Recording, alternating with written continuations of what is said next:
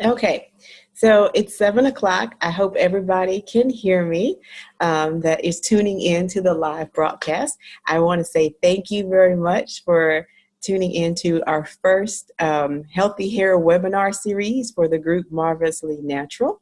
I am Chara Harris. I will be your host for this evening.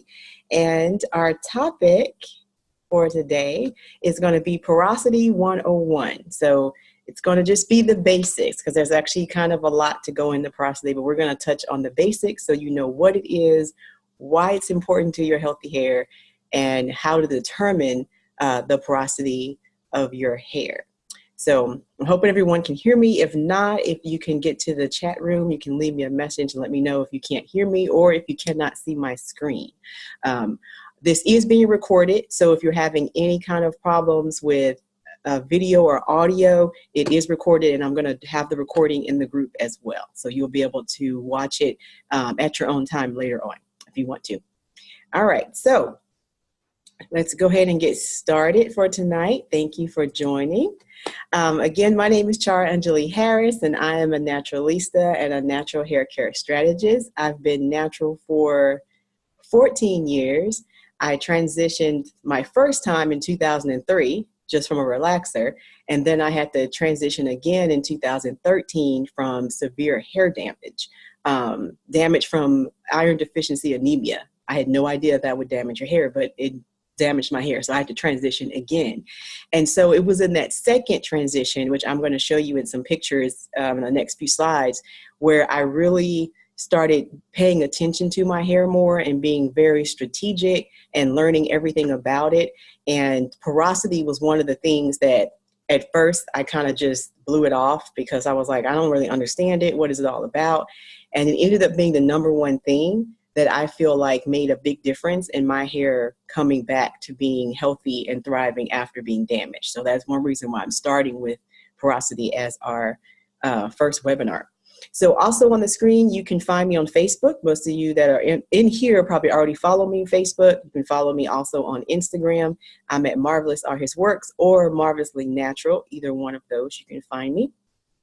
So I'm going to go ahead and go to our next slide. So I'm going to start with my story a little bit, just so you'll kind of know why I'm branching out and doing all this natural hair support right now. So the first two pictures you're looking at are me when I had relaxed hair. The cap and gown is me coming out of high school, it's graduating high school. And the second picture is my first year teaching. So both of these, my hair had been relaxed. And if you notice, it's pretty much the same length. I mean, it's curled in both pictures, but that was as far as it would grow. Like that was my biggest issue with my hair being relaxed, is that it would be dry, and then it only grew to like my shoulders, and then it didn't really get any much longer. So in 2003, from 2001 to 2003, 2 years, I transitioned to grow out the relaxer and then cut off all the ends and all of that. And then I wore my natural hair. And so after about, I'd say this might be 2006, 2007 maybe, this is my natural hair that I got straightened out in a silk press. And so you can already see that it's longer than it was when I had the relaxed hair all those years. So that's the biggest thing, is I noticed that my hair just grew. It's like nothing was holding it back. It was just doing its own thing, and it was wonderful in the growth area. But 2013, I was diagnosed with fibroids, and I had iron deficiency anemia, and that caused my hair to shed really, really bad and to thin out really, really bad. And so here's a picture of after I started getting better and taking iron and was under a doctor's care. You can see the thickness at the roots growing back, and then those thin straggly ends, like the other that's almost like 3/4 of my hair had thinned out to that much. Like the curl pattern was looser, it had thinned out, and I didn't know what was going on with it. It was really scary after having thick hair and it thins out that way. And so here's another picture of the thickness growing back in and the thin ends on there, okay? And it's during this time where I started really researching about hair, and I found out what texture my hair was, and more than just curl pattern, right? I found out my texture, density. I found out porosity. It helped me deep condition. And that's one of the things, one of the keys I know that helped my hair grow back healthy and full. And so here's a picture of it in a twist out. And you can see how thin it is, and the ends are all straggly compared to this is a twist out as well I have now, and it's way thicker. So this is the way my hair is supposed to be, and that was it when it was damaged. And so I don't really like these pictures, but I wanted to document it to show, because I had a blog at the time. I wanted to document what was going on with my hair and with the anemia damage. Okay, so then we come to I have this picture here. This is where I cut off the damaged ends. You can see the thick root and then the little scraggly end there. I took that picture right before I cut the last one off, and then I put it in twist. And so here's a picture of my first twist out after I cut off all the damaged ends. So it was quite shorter. It was up to my neck there because I had to cut off quite a bit of it that was damaged. But it has been thriving ever since. So once I learned everything about my hair and I was able to pick the right things and do the right regimens and all of that, it was able to thrive. So here's my hair in a wash and go.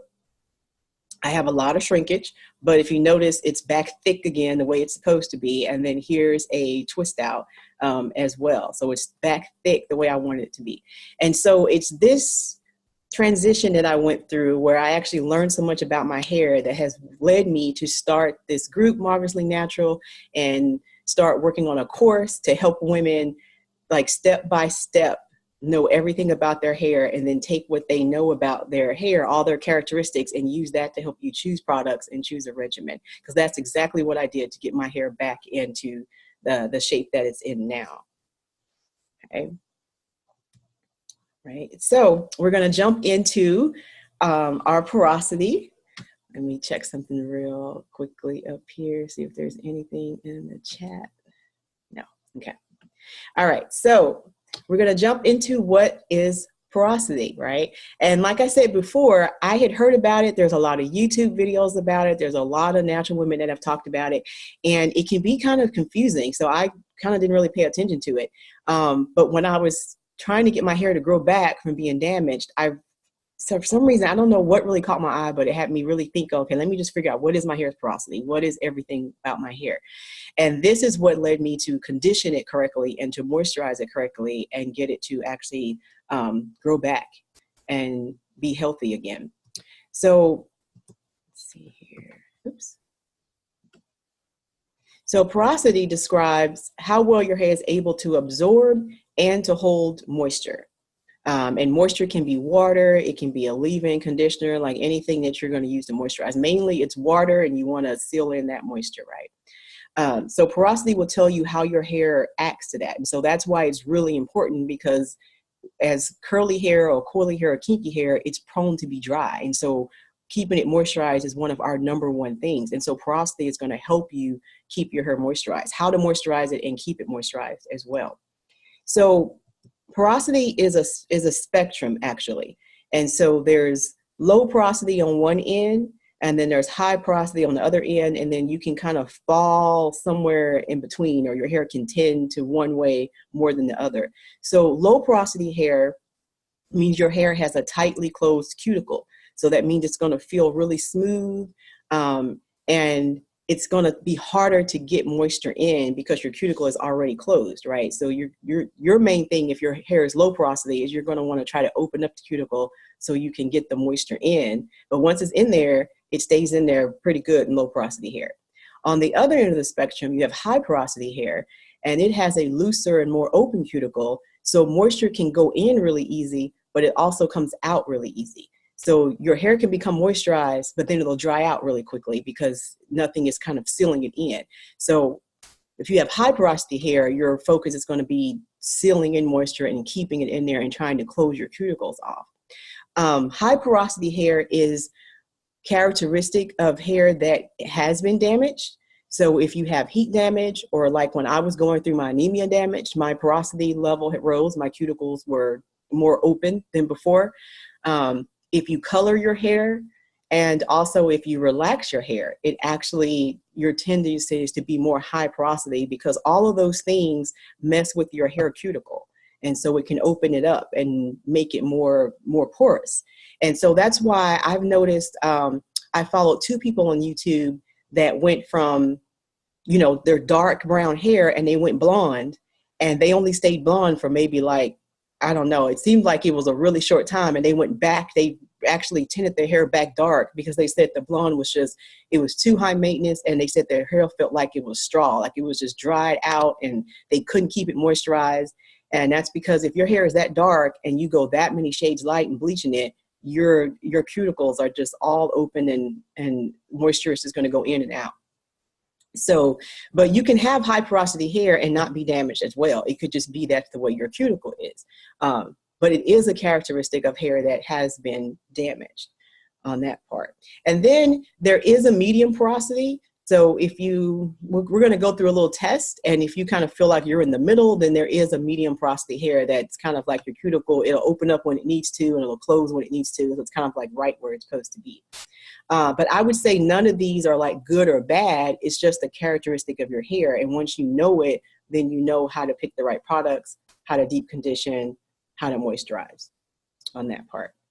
All right. So next we move on to why is porosity important?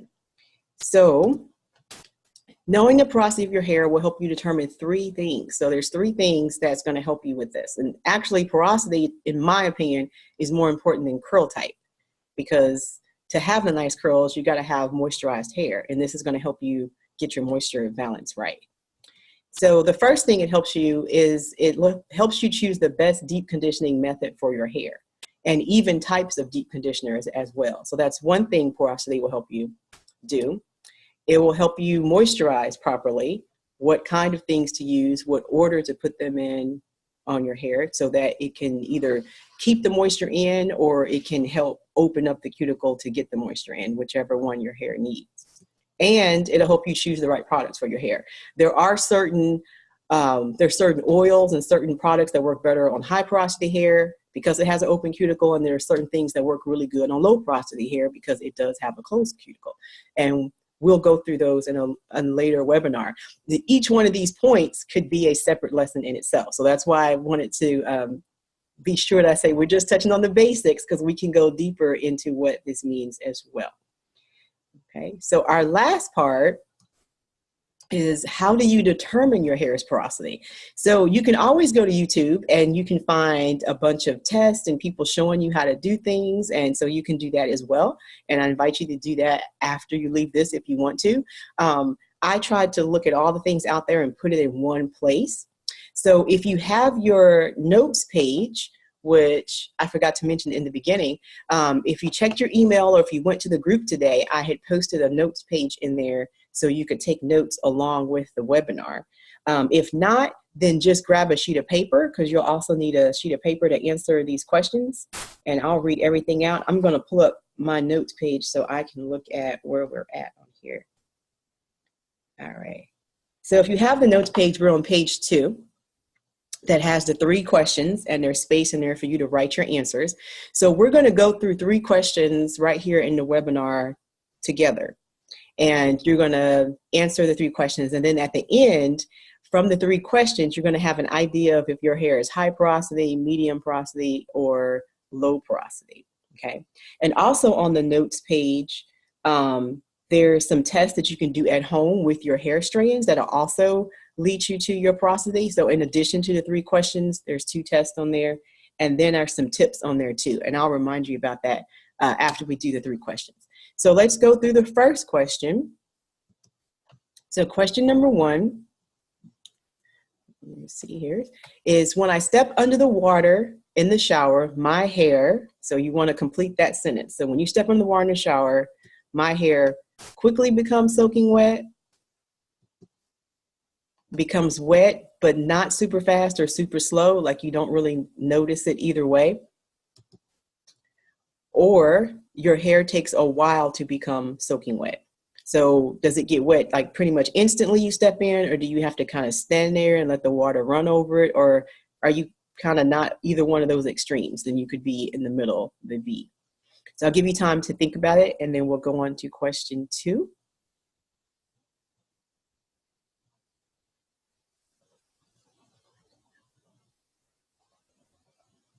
Let me check the chat here, make sure no one has a question for me. No. Okay. All right. So question number 2 is, when applying products, so you're going to finish the sentence again about your hair. So when applying products, my hair soaks them up quickly, then dries out quickly. My hair soaks up product and remains moisturized all day. Or it takes a while for products to soak into my hair. Okay. Also for C, you may feel like things sit on top of your hair sometimes and you have to like really like work it in or let it go into your hair. Okay. So I'm gonna let you read that again and then decide what your answer is.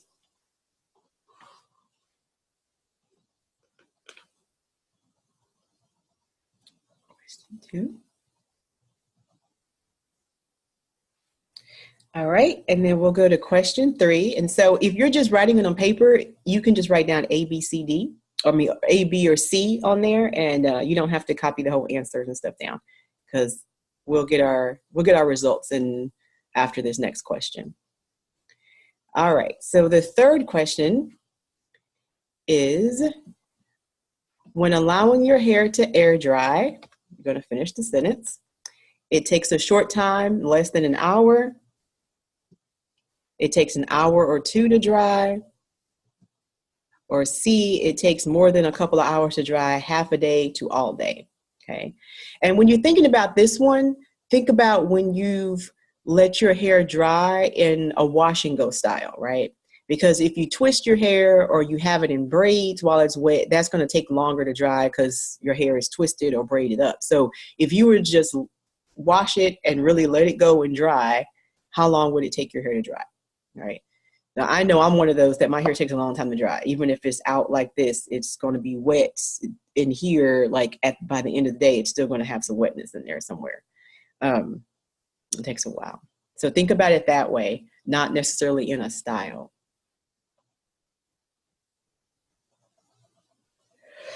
Excuse me. I have allergies, the cedar.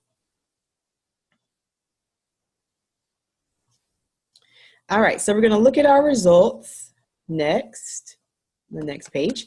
And again, on the notes page, after these 3 questions, there's actually 2 more tests that you can do. One of them is the strand float test, where you take a strand of your hair that's clean. So you want to take a strand after it's been washed, right? And then you put that in some water and you let it sit there for a couple of minutes, and then there's ABC. There's some questions you answer about your hair in the float test.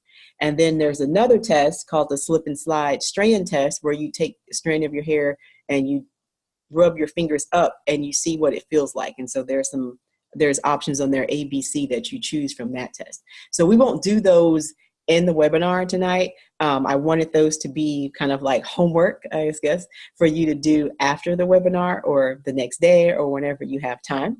And it just gives you more information in addition to these 3 questions. So these 3 questions plus those 2 tests will kind of give you an idea of where your hair falls on the porosity spectrum, whether you're going to be more toward the low end or more toward the high end, or kind of in the middle as average, I guess.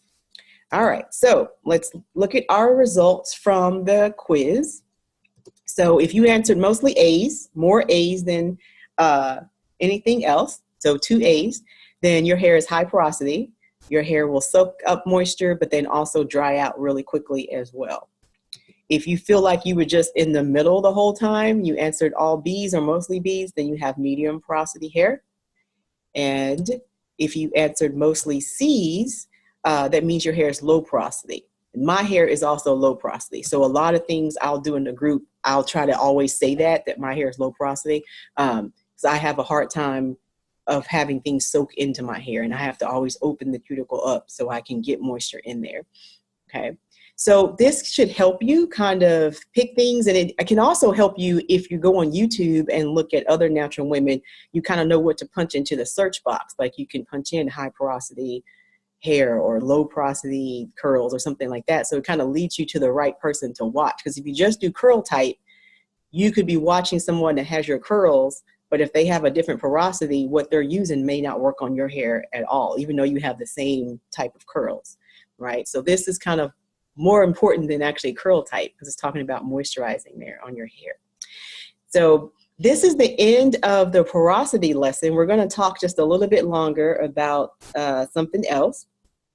But I wanted to end our porosity lesson here. So you can see we can go deeper. Each one of these porosities, high, medium, low, could also be another lesson. It could be its own webinar as well. So let me know in the group, or reply to any of the emails I've sent, and let me know if you want a webinar on one of these porosity levels or places on the spectrum, and I can do a webinar on that. All right. So if you like this webinar of having a notes page with it and having a video and having a PowerPoint, then I want to turn your attention to what I'm working on next, which is my natural hair care program called Marvelous New. And what this is going to be is a 4-module program that you can go through, that you can learn everything, at least up to this point, that I think you would need to know to care for your natural hair. Okay, so porosity is just one piece. We touched on just one little piece, and we didn't even like touch on each one of the porosities and how to choose it. So that's the kind of lessons that would be in this program. So you'd have the slides, you'd have the video of me talking, you'd also have handouts to go with it, and we'll touch on everything, including curl type, and then density and your texture of your hair, and then porosity. And then once we learn all that, then we take that information and how do you use that to choose your hair products, right? And then how do you use that to come up with a regimen? So, and the course has 4 modules. So our first modules will be mindset, okay? Because if you're newly natural, or you've been natural for a while, but you've just wore a lot of protective styles, you got to get your mindset right on what your hair is going to do and what your hair is not going to do. And believe it or not, being relaxed for a long time and wearing your hair straight for a long time, you kind of expect it to act a certain way. And then when you stop straightening it, you still kind of have those expectations, but your kinky, curly, coily hair is not going to do the same thing. And I know that sounds like that you can just flip it over, but you don't. So a lot of the frustration that we have is because we're putting expectations on our hair that it's not going to do because we're not relaxing it anymore. Okay, so that's the first module, the mindset, and kind of getting your encouragement up and self-esteem up on your own hair, right? And then module 2 is where we break down your hair personality. And this is where, this is where we touch on what we just did, like porosity, but we go deeper into that. So we talk about porosity, we talk about texture, density, curl type, and then not only just talk about it, what does that mean for your hair, and how can having that knowledge transform your hair care and transform your hair now that you know all these things about your hair. Let's see. Okay, the third module would be helping you choose your products. So now that you know all the things to know about your hair, how is that going to help you choose stuff, right? So now you're not just buying things and trying them out and they don't work, and then you throw the products away, or you give them to somebody, or I've given away more products. I used to be on a natural hair swap board. I mean, like literally, where women would swap products with each other, which is an awesome idea. Because you try something that doesn't work, and then this person in the message board would be like, oh, I want that product. So then we'd send the product, and she'd send me something, and it was, so you wouldn't spend so much money, but it was constantly a trial and error. So knowing those things about your hair kind of helps you guide your shopping. Not saying that it's foolproof, right? You're still going to probably buy something that doesn't work, but it's not so much trial and error. You kind of know what to look for. And so that module 3 will help you with that, choosing ingredients and all of that thing. And then the last module will be, now that you know all about your hair, now that you're encouraged, you got your mind right, and now that you know how to pick your products, now we're going to lay out a regimen. Like, what am I going to do for my hair that's going to keep it healthy, help it grow, and help it thrive, right? And so that's what module 4 would be. So you'll be developing your regimen that works for your hair, depending on what you learned about your hair in module 2. So it's kind of it's all of a step-by-step process.